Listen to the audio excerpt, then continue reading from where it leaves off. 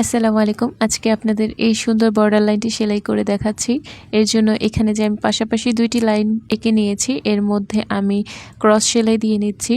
ছোটোবেলায় আমি সবচেয়ে বেশি ভরাটের ক্ষেত্রে যে সেলাইটা ব্যবহার করতাম সেটা হচ্ছে এই ক্রস সেলাই। এটা কিন্তু খুবই সহজ একটা সেলাই। একবার আমি ডান পাশ থেকে ছোট্ট একটা সেলাই দিয়ে তুলে নিচ্ছি, আরেকবার বাম পাশ থেকে ছোট্ট একটা সেলাই দিয়ে তুলে নিচ্ছি। এভাবে করেই কিন্তু এই সেলাইটা করে নিয়েছি আমি। আর চেষ্টা করতে হবে মাঝে দিকে যাতে কোনো গ্যাপ না থাকে।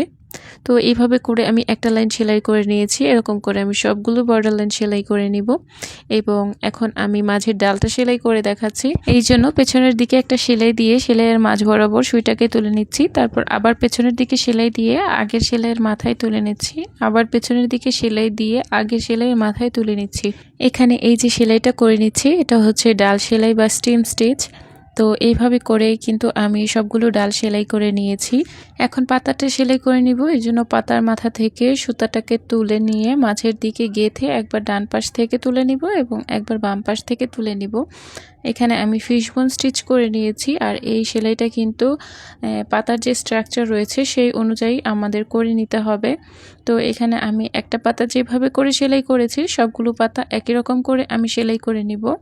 তো এখানে আমি সবগুলো পাতা একই রকম করে সেলাই করে নিয়েছি। এখন ফুলের মাঝের দিকে কাজ করব।